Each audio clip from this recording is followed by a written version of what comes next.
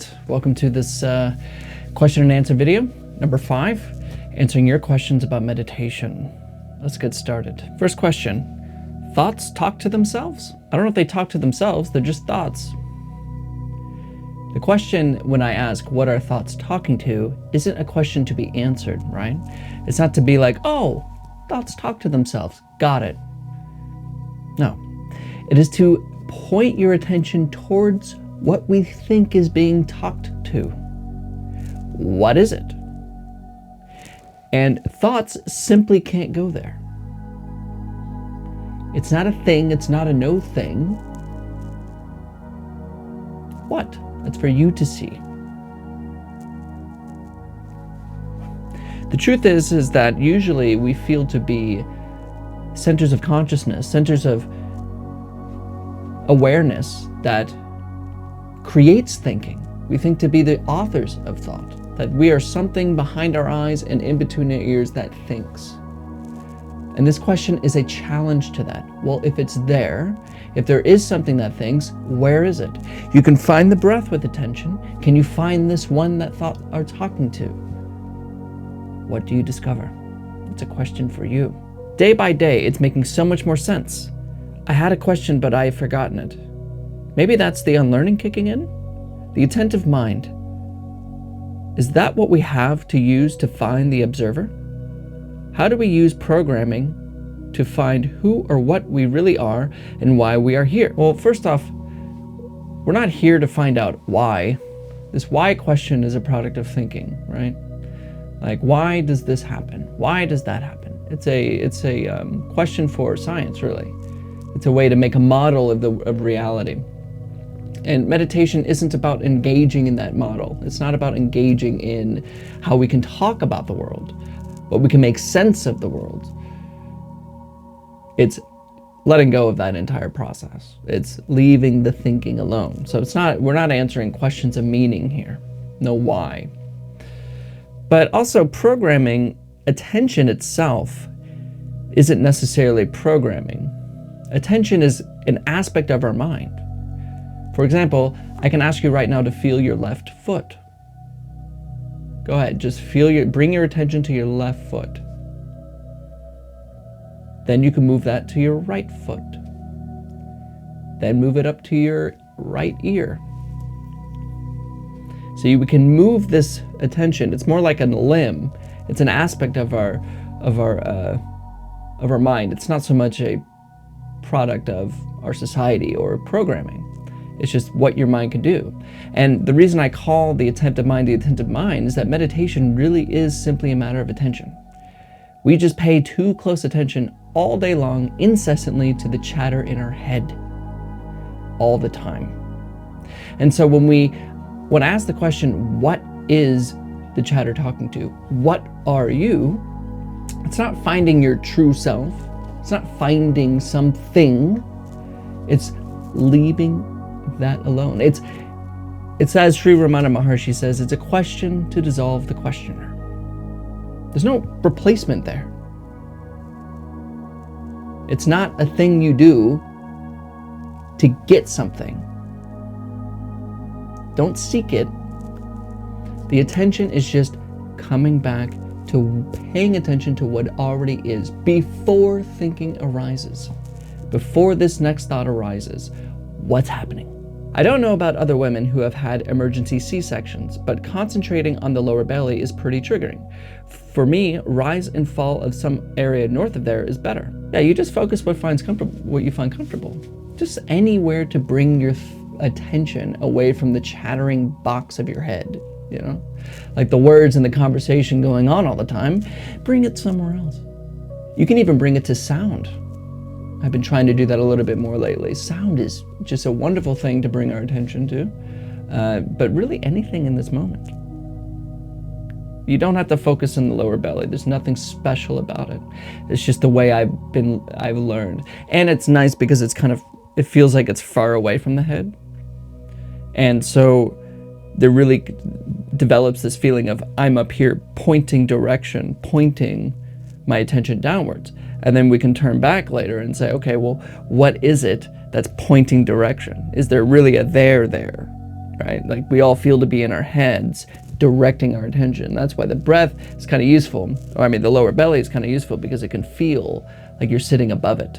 So then we challenge that, which is really nice, which is a great opening of the mind. But yeah, focus anywhere you like. Focus as long as it brings you away from the chatterbox, and not something that you need, and something easy to pay attention to. So the breath anywhere. Some people pay attention to the breath in the upper nose. Matters very little. Please, what do you mean see through problems? I know that's a little confusing because there are real problems in life, right? Let's just take an example. Let's say you get you get some sort of diagnosis. You have diabetes, or you have cancer, or something like that. And this is a difficult thing. And it's silly for me, somebody like me, to say, well, just see through the problem. There's no problem there. And clearly there is. And that's not what I'm saying. Problems are real insofar as, like, you have to take care of that, right, if you want to live. But you don't have to continue to be this person that has a problem. That's where the story happens. We always are telling ourselves a story about our situation. And that's why we suffer more often than not. It's not that we have pain in our arm that's so much a problem. I mean, it is, but the real problem is the projection of how, oh, that pain's gonna last for another week. And, oh, what if this never ends? And then, oh my gosh, what is my family gonna say? And then blah, blah, blah, blah, blah, blah. All that thinking and storytelling, that's where the suffering is. So solve your problems, but you don't have to be, they don't have to be problems, essentially. You know what I mean? Because there's only now. So when we talk about what's happening, it's an abstraction. But don't get that confused. It's not to say that don't solve your problems. It's just saying you don't have to keep repeating them in your head all the time. And they don't even have to be a thing, right? We make objects out of things, and it's not really the case.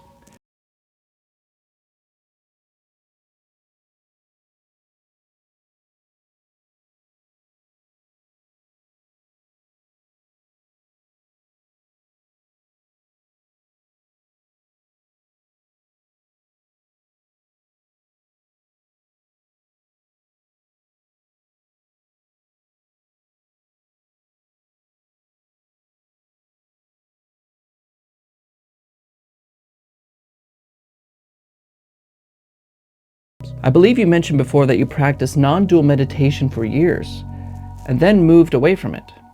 Is there any reason for that? There are so many techniques and methods out there. How did you settle on the technique that you currently use? That's a very good question. You're right, there's thousands of books on meditation and mindfulness and all this.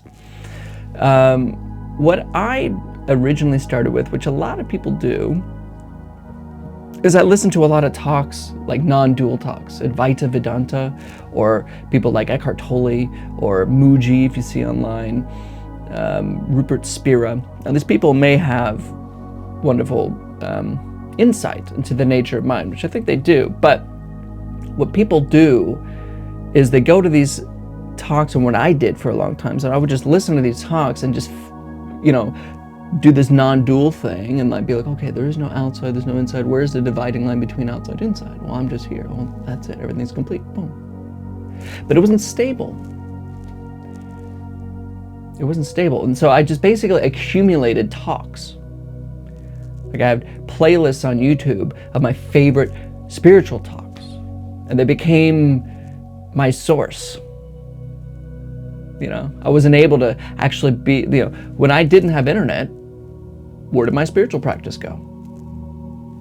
It became like this attachment to those things. So I eventually saw this and realized that I really needed to meet a teacher, like an actual guy to look me in the eyes and talk about this practice for real. And that's when I met my teacher, and I learned that practice is essential, because you can see through the nature of, you can see through the illusion of the center that you feel to be. Say this I, this me that we all feel to be. You can see through it right now. Literally, it takes no time. But how stable is that? And that's why practice is really important. There's really two stages of meditation from my point of view. And of course I come from Zen, but I've also learned from a lot of different places. And really there's dualistic and non-dual meditation. And what we do in these daily meditations is probably 90% dualistic. It's feeling like there's somebody there sitting down doing something, pointing our attention to somewhere else, like breathing, and leaving thinking alone. That's a very dualistic process, because there's you, and then the breath, and then your thoughts, and there's just me in the middle of it doing something. And that's kind of the first stage of meditation, and it's an important one. To me, it's required to even do these non-dual practices sincerely or for real. And then of course, because it allows us to know what it's even like in the first place to leave thinking alone. Like, a lot of us don't even know what that's like. You may meditate, people meditate for years and still don't know what it's like, because they're always trying to get something. They don't know what it's like to just simply not get anything. Just straight be here for no reason. And it's almost a prerequisite for the non-dual practices, in my opinion. And of course, the non-dual practices is looking for that center. So you'll notice at the end of these meditations that we do every single day, I ask, what are thoughts talking to? What is doing that? And that's a little poke to the next thing, the non-dual practice, which is centerless awareness and just resting as that. Not saying too much, you know. You lose this sense of being a thing, a person. There's no, it's kind of weird to say, because there isn't even a you to lose this sense, right? And I know for many of you listening right now, it seems like, oh, okay, one day I'll get there. What can you do non-dual practices so maybe we can get there? But even that is this idea of getting somewhere, you know? And so a lot of the questions I get, or a lot of the statements people make about, you know, we got to find our true self and we got to get here, it's really in this realm of the dualistic practice, which is very useful. Don't get me wrong. With a dualistic practice, you will find a lot of peace in your life. You will be able to let go of things really well. You'll be able to enjoy your life far better than somebody who is just continuously lost in thought.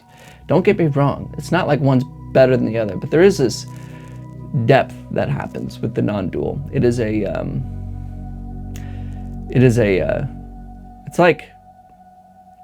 like dying a little bit and being reborn in a way, but not everybody's interested in that. So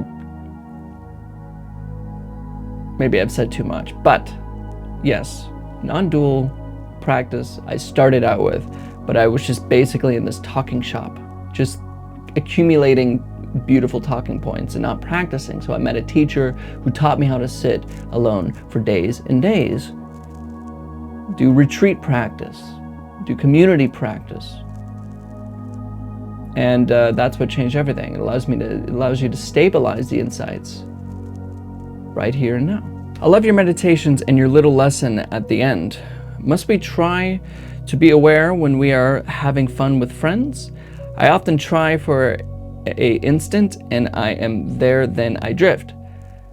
I repeat to myself, pure awareness, I am. Yeah, I usually say this, but the practice never ends. Really, the goal, it doesn't matter what you're doing. If you're with friends, if you're alone, if you're at work, if you're driving, if you're shopping, whatever it is, what am I? I would stay away from affirmations though. I am pure awareness. That is just food for your thoughts. That's just something you can hold on to and make it mine. Drop that. Meditation is a genuine inquiry. Like for real, what is happening right now? What are the mechanics of this whole thing happening? In every moment. There's no goal to be somewhere or to figure out your true self or any of that. That's just talk. It's good talk, but it's gotten too much now. You can hear somebody say, I am pure awareness, but that's somebody else's words. What about you? What do you know? What have you discovered?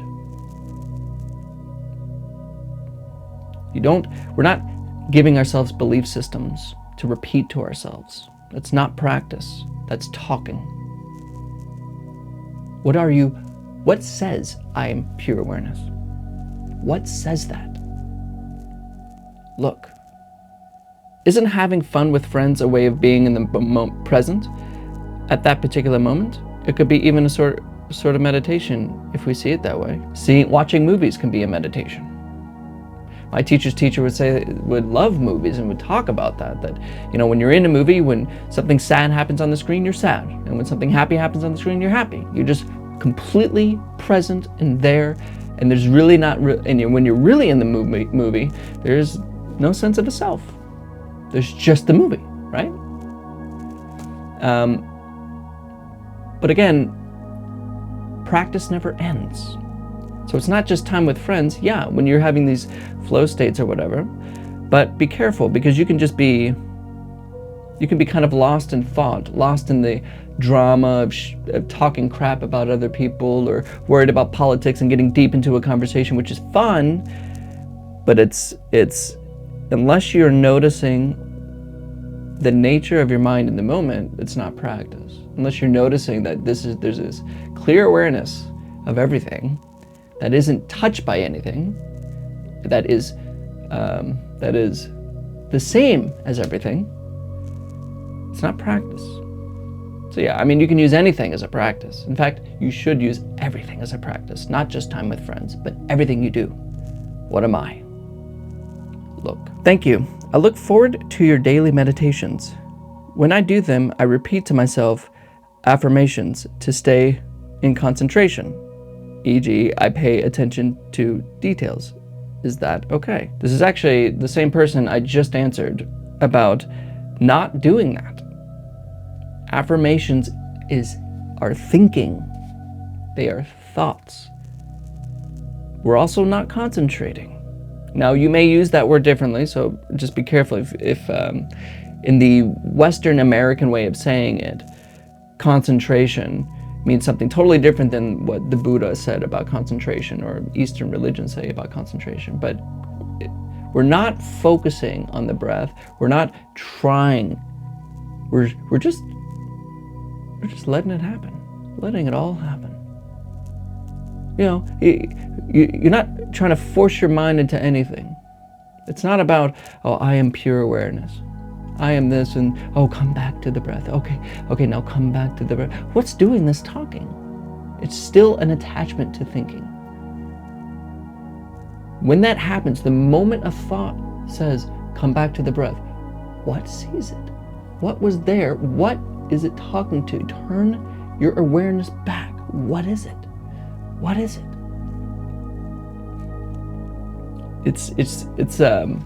It sounds spooky, but it's not. It's like noticing if you're looking at, there's an old image. It's like if you're looking in a pond or a lake and you're looking down and you're trying to find yourself in what's below the lake. You're seeing little fish or little old logs and seaweed and all this stuff. Not seaweed, but plant life and stuff like that. You're looking at it.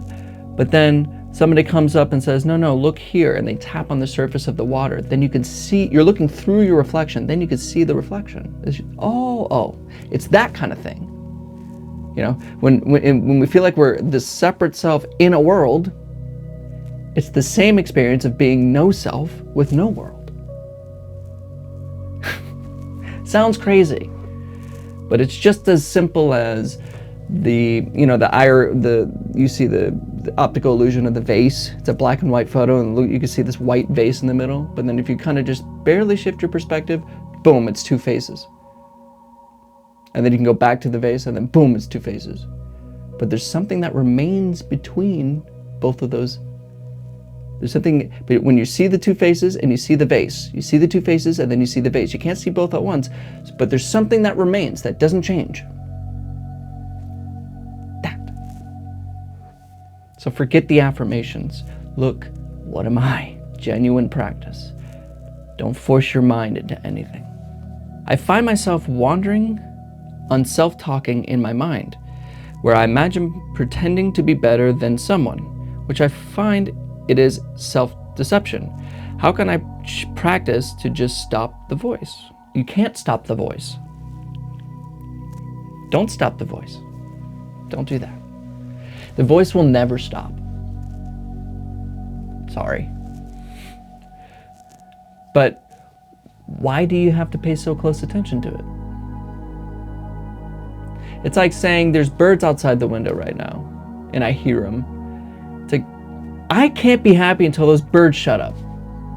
Ah! Or I can just let them be there and pay attention to something else. Same kind of thing. The practice is seeing through thinking by leaving our attention from it. We just pay too much attention to thoughts all the time. We're always up there thinking about this and that and the problems, but then, well, yeah, but I'm better than him.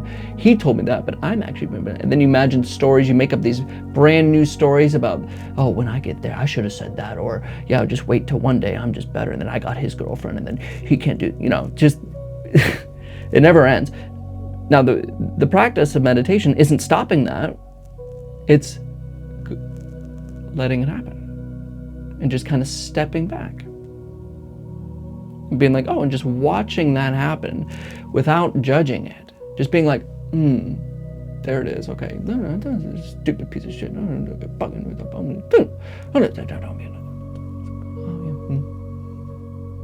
Just seeing it. We learn to see it as it is, not change it. You let what comes, come. You let what stays, stay. And we let what goes, go. That's all. What sees all of it? What sits in the middle? Where's the center? Is there one? Is there a center? Is there an I or a me? Is that real? Look carefully. The voice will never stop, but your attention towards it can. It's your choice.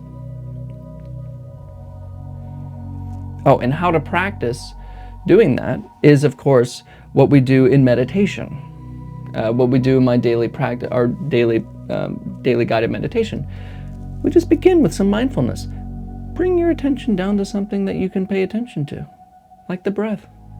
Very easy to find the breath in the lower belly and just noticing it going up and down.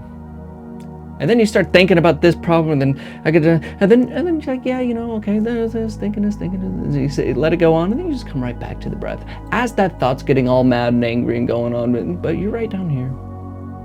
And we just keep doing that, building this muscle, allowing thoughts to do what they want to. As Shunyo Suzuki says, in meditation, we leave the front door and the back door of the mind open. We let thoughts come and go as they please.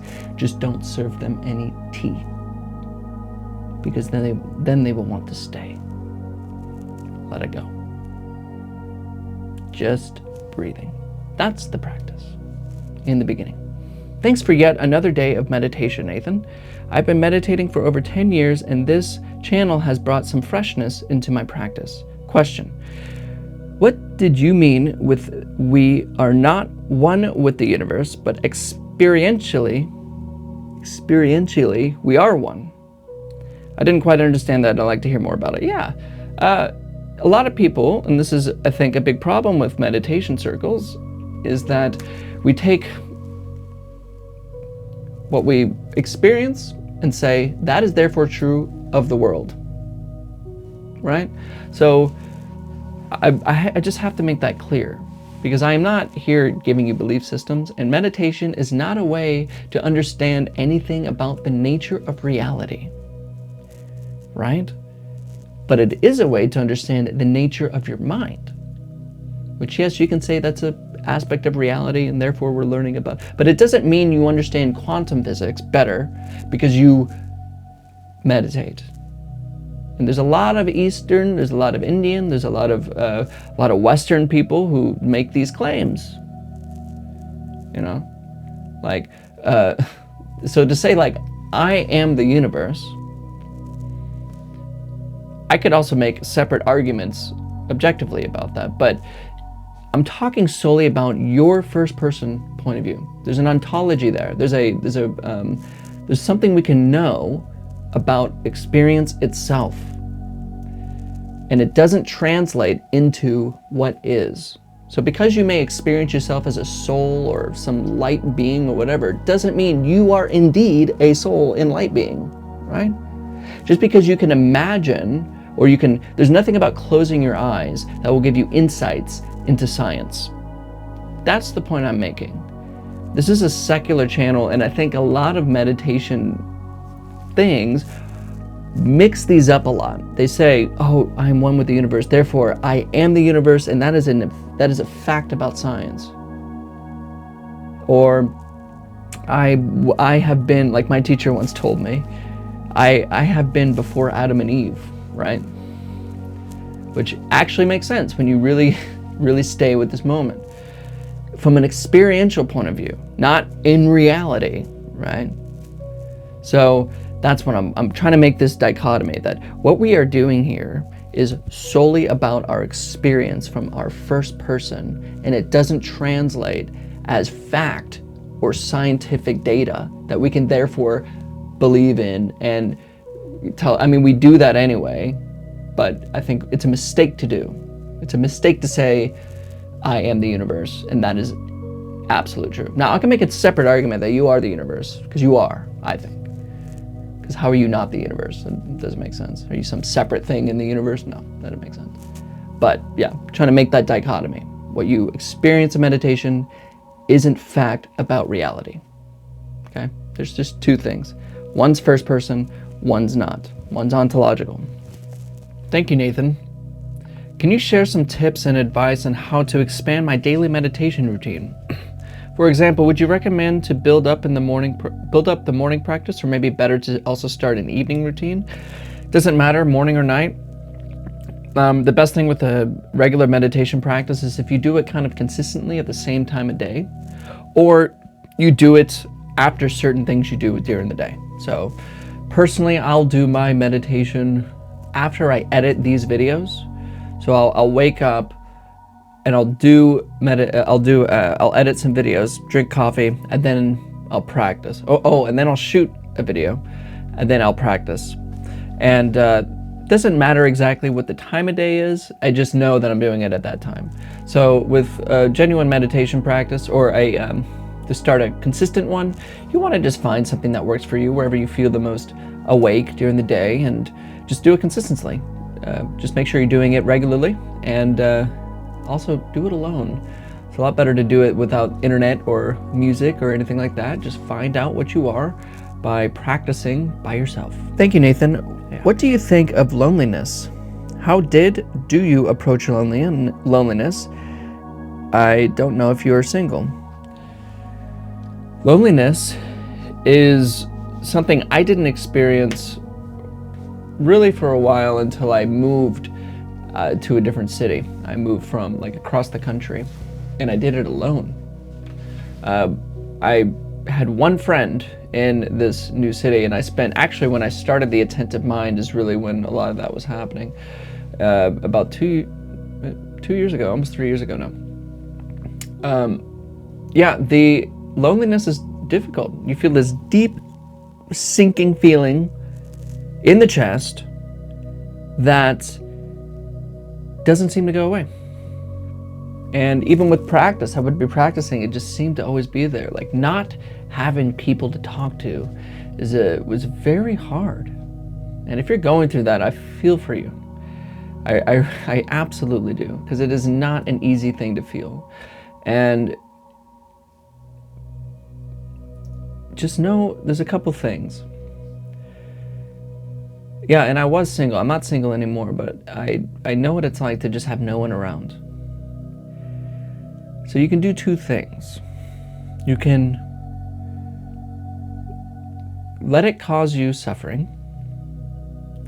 You can change it by getting a girlfriend or boyfriend or finding social things, just kind of basic stuff like that, or you can surrender to it. And by surrendering, I mean allow yourself to be lonely. A lot of our suffering, and even really uncomfortable things like loneliness, really comes about because we're resisting it. We don't want to feel it. And it makes sense, right? You feel bad. You don't want to continue to feel bad. It's a very natural thing to just resist it. But we don't see that running away from that and loneliness and depression or anxiety is really what gets its claws into it. Because what we're perpetuating it by making a thing of it. We're making it a factor.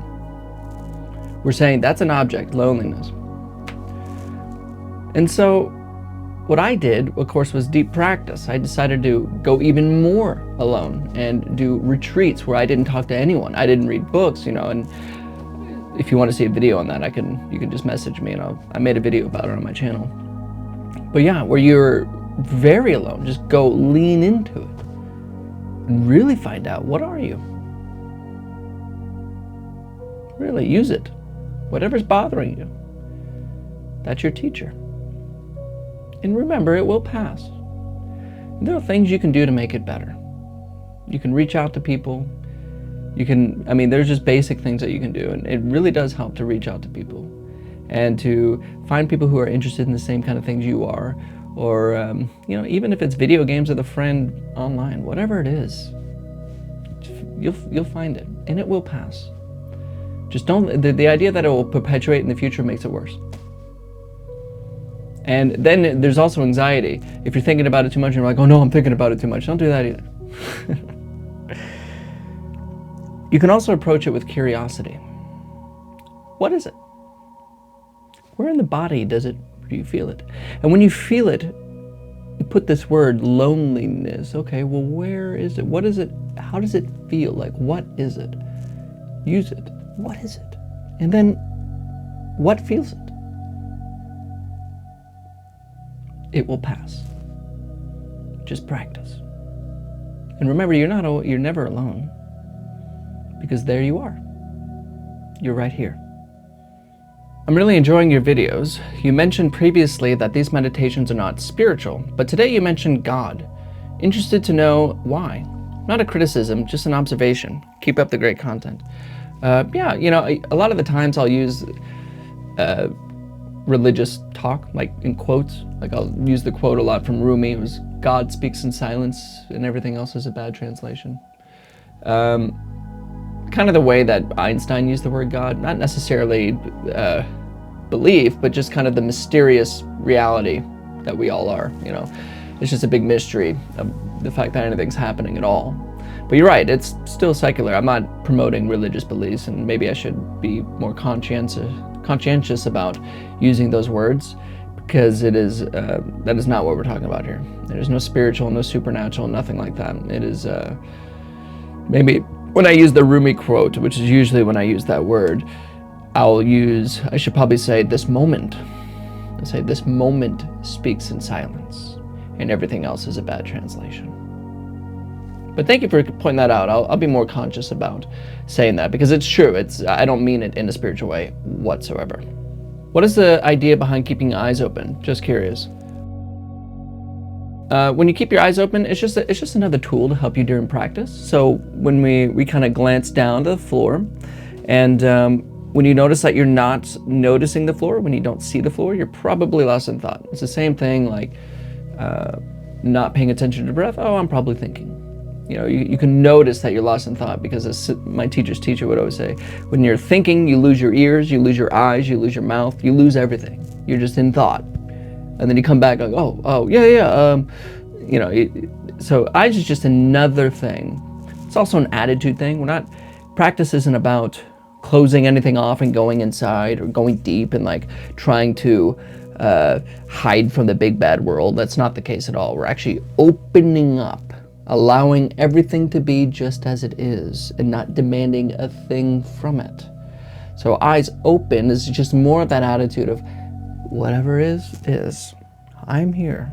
Not even I. Just let it be.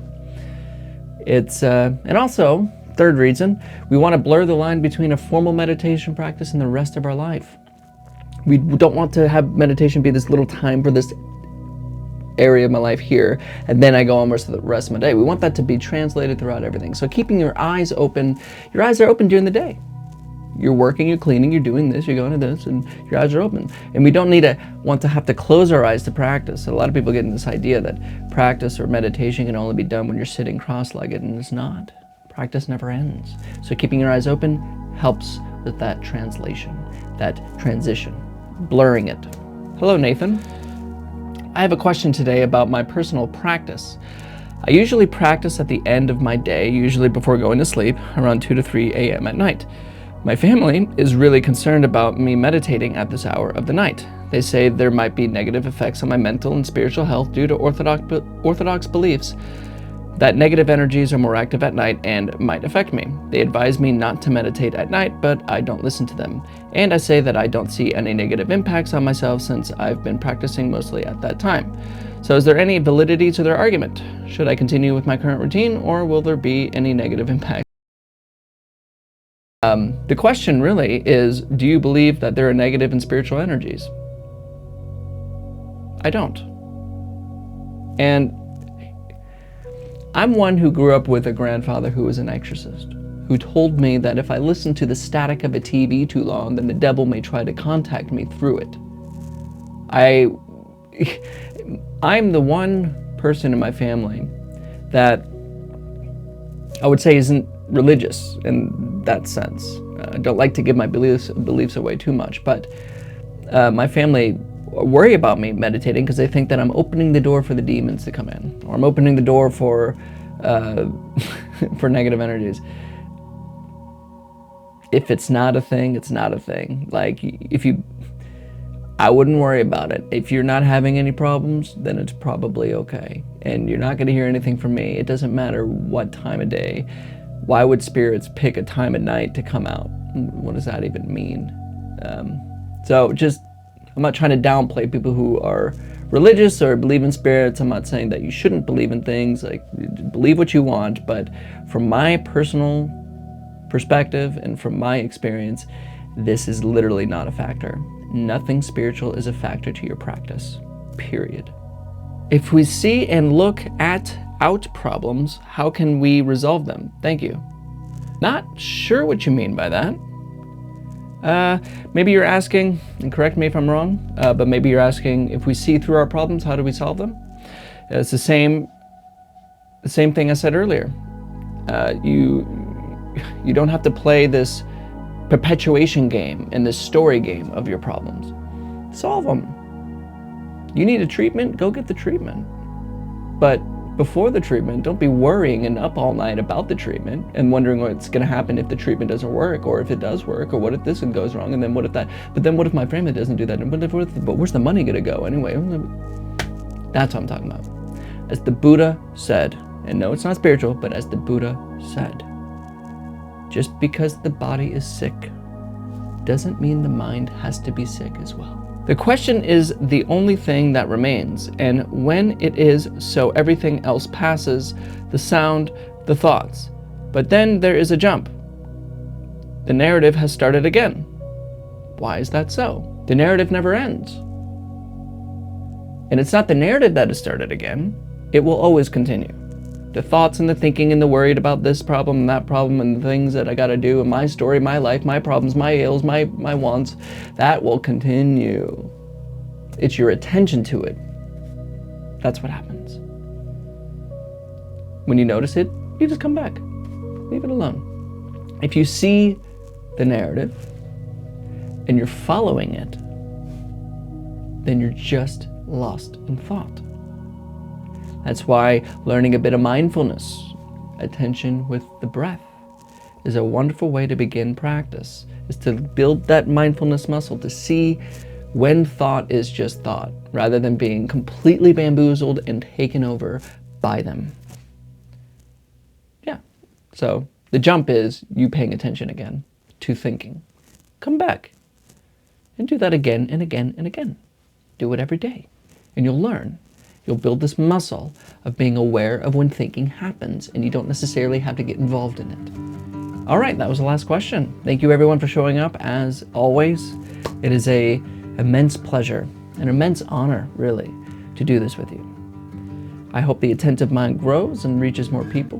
And honestly, I just hope that this practice, in its original, easy form, spreads everywhere. And I'm just trying to do my part with spreading this practice. So if you have any more questions about practice, or if you don't agree with what I told you or talked about here today, or how I answered your question, just let me know. It's no problem. I'll answer all the questions. And of course, remember that I do post a daily guided meditation video every single day. So if you're interested in learning about meditation, but you don't want to conflict with your beliefs or take on new beliefs, just join the Attentive Mind. I'm here to just show you genuine meditation practice without belief systems. It's secular. But thank you for showing up today. Thank you for showing up for your life. And as always, and without exception, I'll see you tomorrow.